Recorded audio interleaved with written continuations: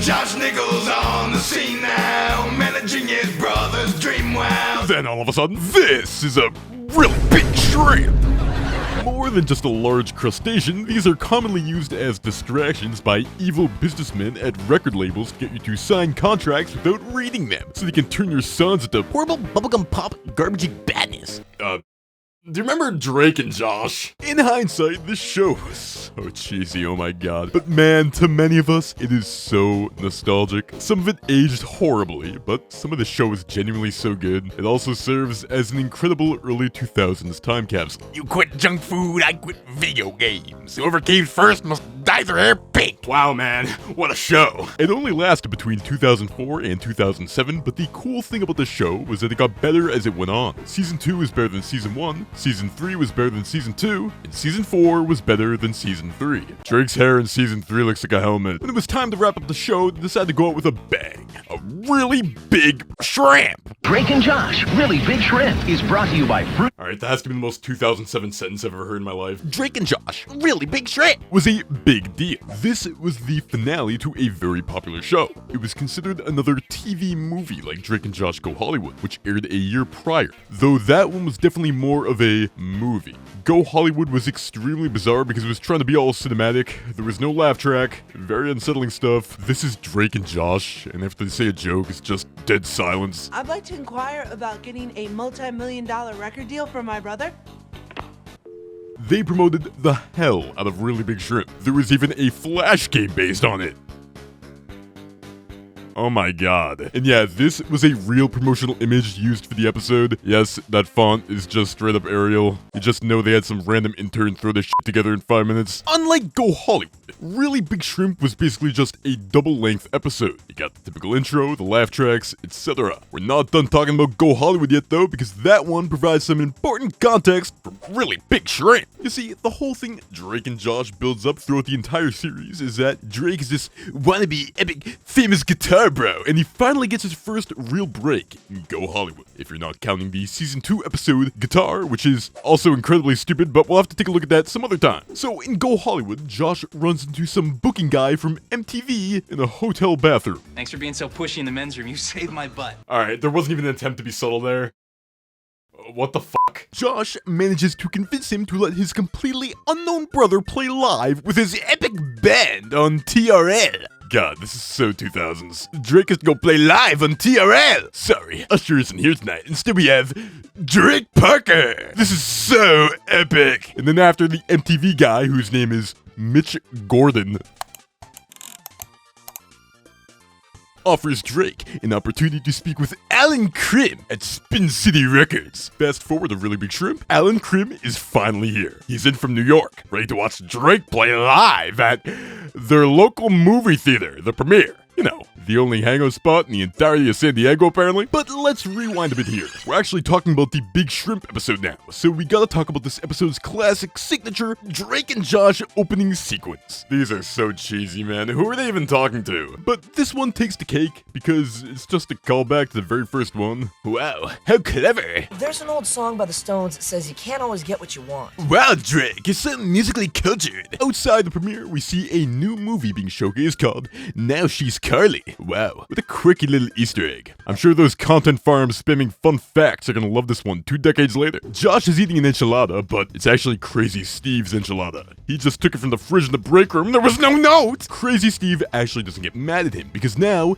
he's only allowed to get angry 4 times each day. And now is not the time.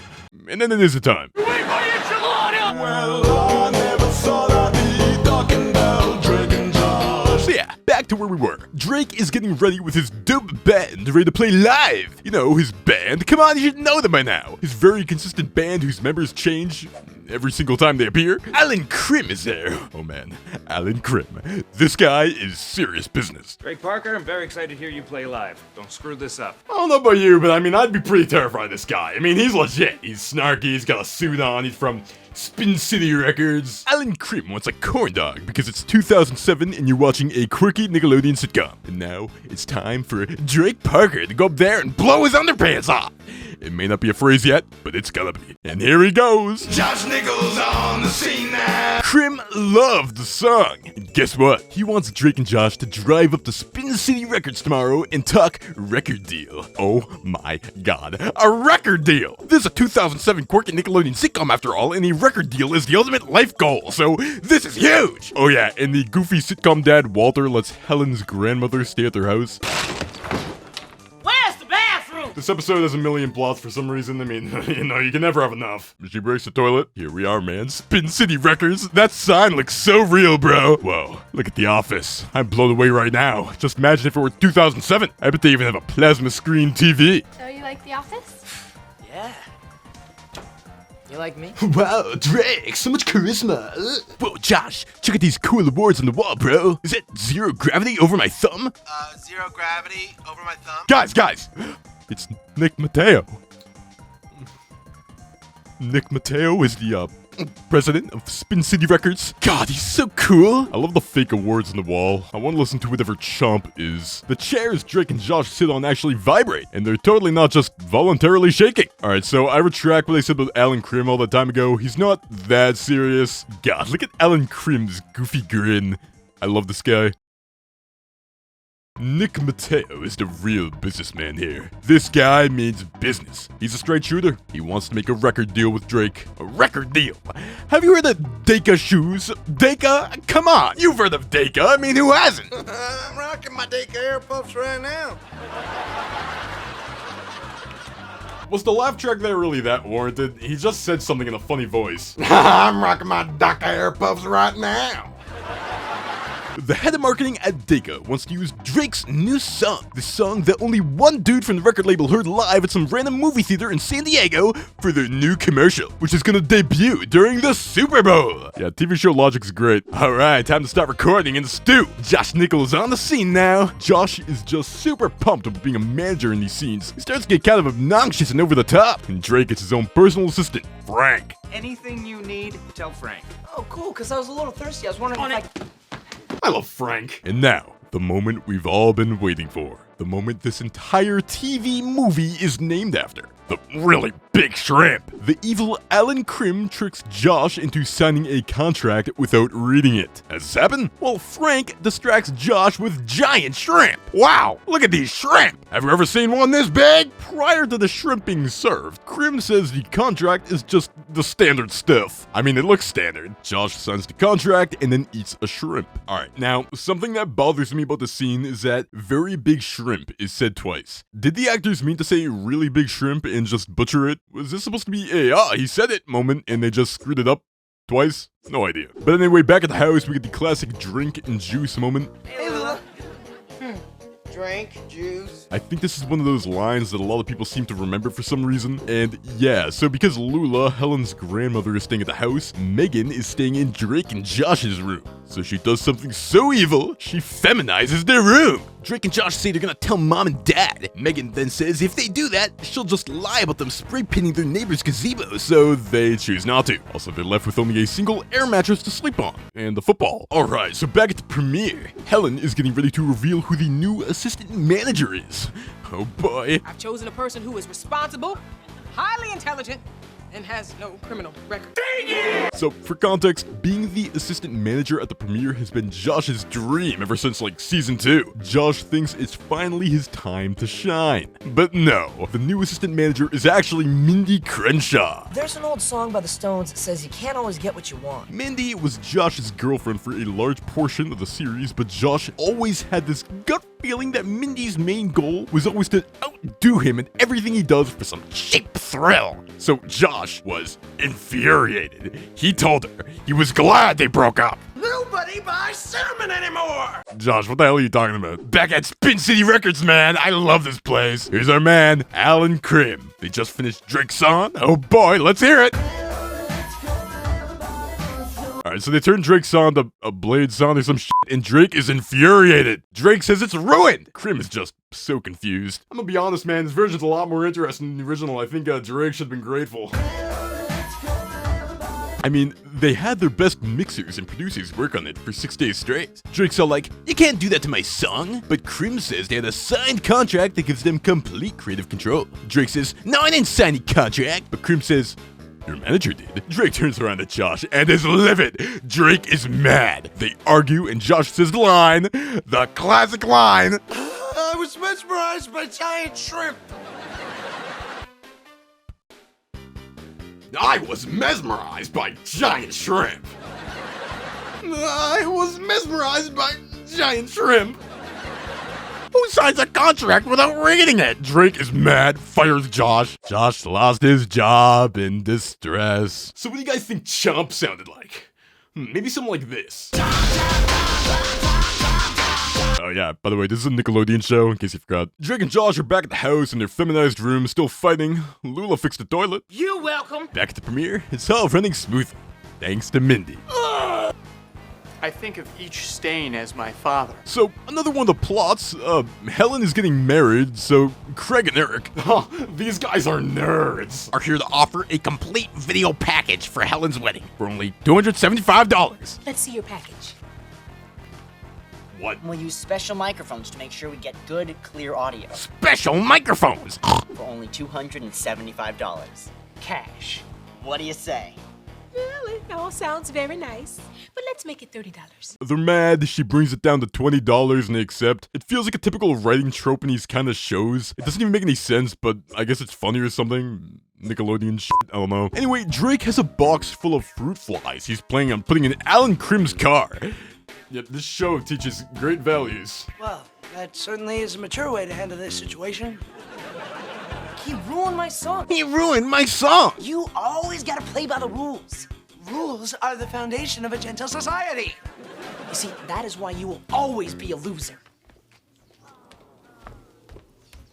I love how the audience noises are literally encouraging what Drake is about to do. Like, that's genuinely hilarious. Josh tries to make things right, so at night he goes back to Spin City Records to try to talk to one of the music producer guys about using the original version of Drake's epic song. The guy says no, and then has to take a phone call and conveniently walks away right as the woman from DAKA Shoes arrives to pick up the song. You know, just a little bit convenient. Hey Josh, this is the song. You see this? This is the song. You know, the bad mix that you don't want shown in the commercial? Yeah, it's right here. So, you can switch it if you want. I'm gonna go leave the room now, so you can go ahead and do that. So yeah, right after the producer guy leaves the room, Josh, of course, switches to CDs. Stupid big shrimp. Stupid big shrimp. Alright, so the Super Bowl is on. Drake comes home and he's mad. Josh insists he needs to sit down and watch the commercial because it's his song. But it's not actually his song. It's horrible bubblegum pop garbagey badness. Yeah, Drake, you said it. Horrible bubblegum pop garbagey badness. He's gonna go pout on the roof. Why? Because Josh ain't there. Alright, so Josh forces him to watch the commercial. This commercial is low-key hilarious. I love how they didn't even try one bit. Oh my god. I get it's a TV show, but come on. What the fuck is this? Whoa, DAKA air puffs. Anyway, because Josh swapped the CDs, the song in the commercial is the actual version of Drake's song. They celebrate. DAKA air puffs. So epic, bro. Drake is confused why the commercial played his version of the song. Josh says it's because he played dirty. Wow, so epic. Josh has learned something. And then immediately after, Josh gets a phone call from Alan Krim saying what they did was illegal, a violation of their contract, they're gonna be sued for $5 million, and will possibly go to prison. Come get some guacamole. Alright, so the boys are at the premiere. They're all scared about what's gonna happen to them. Man, why'd you have to switch the songs? Alright, I actually love this line from Drake, as if he wouldn't have done literally the exact same thing if given the opportunity. As Drake gets a phone call, and then Crazy Steve goes berserk. Cock-a-doodle-doo, the cow says boo. You can also see that Mindy is very clearly trying not to laugh. That's actually pretty funny. You see, Mindy scheduled Crazy Steve to work on a Monday, not knowing Monday is his bad day. Josh manages to calm him down. Mindy tells him he did a good job, and Josh is still angry at her. I didn't take this job because I needed the extra money. No. You took it because you love to beat me at everything. I took it because I wanted to spend more time with you. Oh my god. So the phone call was from none other than Nick Mateo. Nick Mateo is so cool, bro. He wants to drive to LA right now. Let's not go. Mindy knows who Nick Mateo is, and Josh is all like, "Do you know everything?" Now, I personally find this interaction a little bit strange because Nick Mateo is the president of Spin City Records. He's at the very top of the hierarchy, so you're more than likely to know who he is over Alan Krim, right? But in Go Hollywood, Drake knows who Alan Krim is when the MTV guy brings him up, despite the fact that he's not at the very top. Maybe it's more expected for Drake to know this information because he's the music guy, but he didn't even know who Nick Mateo is. I mean, I don't know. I find this a little bit strange because, alright, none of this matters. I'm just waffling. Let's move on. Alright, the boys head back to Spin City Records and they're terrified. Oh, and once again, I love The Office, bro. Nick Mateo tells them to sit down. Oh my god, look at Alan Krim, man. He's ready. Which one of you switched the song?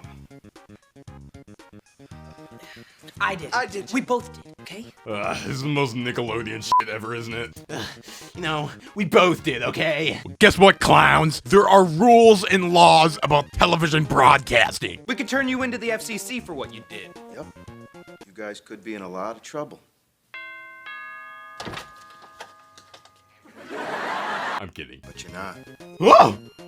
I can tell you, I was definitely not expecting this outcome. In the last 24 hours, we've had over 30,000 emails and phone calls from fans wanting to buy your song. This morning, we made the song available on the Spin City website. There were so many downloads, it crashed our server. I enjoy how he says downloads like it's his first time ever saying the word. There were so many downloads. Downloads? Downloads. This is 2007. What's a download? Drake Parker, I think you're about to have yourself a #1 hit.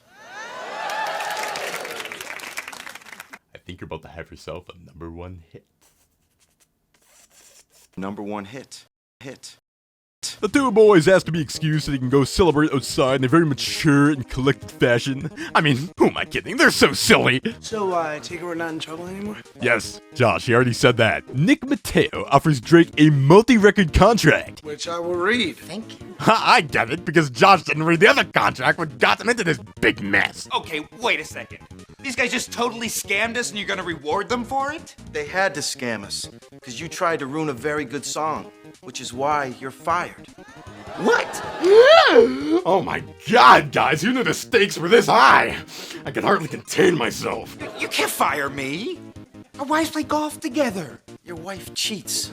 Get out. Alright, anyway, despite the fact that they got their way, I guess prior to the meeting, Drake actually still ended up putting the fruit flies in Alan Krim's car. Where till he finds some fruit flies in his car? Alright, this show is insane, man. Also, something I love about Nick Mateo is that after we first meet him, he completely disappears until the scene that we just watched. So, he let the song be ruined, didn't step in, and is only back after it did well. We're supposed to see him as the cool good guy, but he's clearly just motivated by hindsight. It doesn't make any sense. Who am I kidding? Oh, he's so cool. Alright, it's time for that wedding that we briefly talked about. Helen is getting married. She's getting married in the premiere to save money. Why is Helen getting married here at the premiere? Just to save money. Ah. Okay if I sit by you? Is it okay with you? Craig and Eric are there doing the filming, and Craig accidentally starts a fire. They all freak out and leave. Breathe in, breathe out. Breathe in, breathe out. Breathe in, breathe out. I know how to breathe! Just do what I say! Helen is pissed. The boys won't even be getting their $20. Helen thinks the wedding is ruined. But then Josh tells her that the wedding is about two people who love each other joining together, surrounded by all the people who love them. You saying I should get married in a parking lot? Yes. And Helen. If I didn't, I wouldn't be here. Yes, I did. Alright, Josh and Mindy are back together. Josh is now the assistant manager of the premiere. Everything's all happy dancy. And now it's time for Drake to play his #1 hit. Josh Nichols on the scene now. Crazy Steve is out there dancing with Lula. Very wholesome. Lula already moved out? Yeah, she and Crazy Steve drove up to Santa Barbara for the weekend. What? Alright, so anyway, after the wedding, the boys return to their room to find that Megan actually put it back to the way it was. Also, she and her friends are eating big shrimp. It turns out Nick Mateo sent a few dozen of them to their house. But Megan and her friends ate all but one because they're so evil. Alright, so the final scene of Drake and Josh. Here it is. Drake and Josh fight over the last remaining giant shrimp. Then it cuts to a younger Drake and Josh fighting over a regular-sized shrimp. So, this entire episode was based around shrimp because this original scene of Drake and Josh fighting over shrimp was the scene which inspired the creation of the show. Wow, that's so wholesome. Oh wait, actually, there are two more scenes in the credits bit. Helen's brother, nice to Drake, not nice to Josh. Haha! And then Lula and Drake and Josh's parents are playing a board game. Just some calm, relaxing fun. Those are the doghouse men! And yeah, that's really big shrimp. I vaguely remember the build-up to this being a really big deal. I was very young, but the memories of this are there and embedded in my brain. I think the most vivid memory I have of this episode is Alan Krim eating the corn dog in the premiere. I'm not sure why, but that is what comes to mind like instantly when I think of these Nickelodeon sitcoms. In August of 2007, 5.8 million viewers surrounded their TVs to tune into the finale of this goofy show that was a pretty big deal for a few years. Really Big Shrimp was a hit. A lot of people liked it, and I guess you could say it was a #1 hit. And yeah, ultimately, that was Drake and Josh. Oh, not really though, because for some reason, the episodes were all aired out of order, and after the finale, they premiered 2 more episodes. What? Helicopter and Dance Contest. The helicopter one is super vivid in my memory, man. That one was a classic. Oh yeah, and then even after that, there was a Christmas movie. And worth mentioning, before Really Big Shrimp, there were GBA and DS games released. Please do not make me play these. Now maybe to you, I sounded very critical of Really Big Shrimp, but let me tell you right now, I'm actually a huge fan. Have you been wondering where that whole Josh Nichols on the scene now song came from? Well, you see, I'm actually such a huge fan of Really Big Shrimp that I decided to go out and create a totally non-synthetic work of art based on the episode. Josh Nichols on the scene now, managing his brother's dream wows. City Records knocking at their door, hopeful hearts and so much more. Alan Krim of the sneaky Grin, Josh Triple, Josh right in. Track sign without a breath, now tricks on change to death. Mesmerized by giant trend. I can't believe he fell for it. Drake's all turned to awful mess. Josh lost his job in distress. Josh, you're the worst band manager ever. Job in distress. You're fired. I mean it. This is so epic. Wow. Bubblegum just ain't the style. Drake feels his heart's defiled. I think you're about to have yourself a #1 hit. Is any of the Drake and Josh cast on Cameo? Wait, Drake is on wait, what? No way, dude. Nuh-uh, dude. Are you fucking kidding me? No, he actually is. You can book a personal video? Dude, thank you so much for being a fan of the movie, and that is an awesome song. Did you generate an AI, or did you guys actually record it, or how did that work? But anyway, just wanted to say that that was an awesome song, and who knows, maybe one day I will cover it. Dude, thank you so much for being a fan of the movie, and that was an awesome song. Did you generate like AI? Did you guys use AI, or how'd that work? Anyway, I just wanted to say that was an awesome song, and